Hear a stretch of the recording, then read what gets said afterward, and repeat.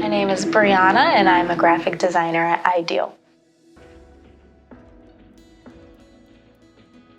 The person who inspired me to pursue design was one of my professors in college. She was one of my art teachers, and she did design on the side.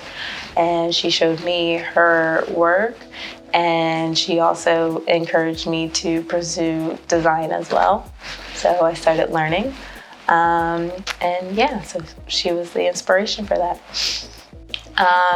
My A work is mostly digital illustrations and working on websites and mobile devices. My best experience so far at Ideal was designing a menu for a local Indian restaurant, which was really cool, and it's nice to see my work being used by a lot of people. I think I can inspire my other team members with my dedication and creativity towards my work.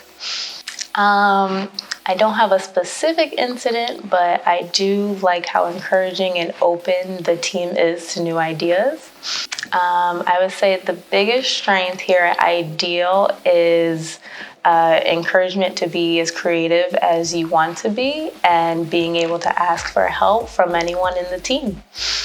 I would say very welcoming and friendly and very helpful in helping you pursue your personal goals.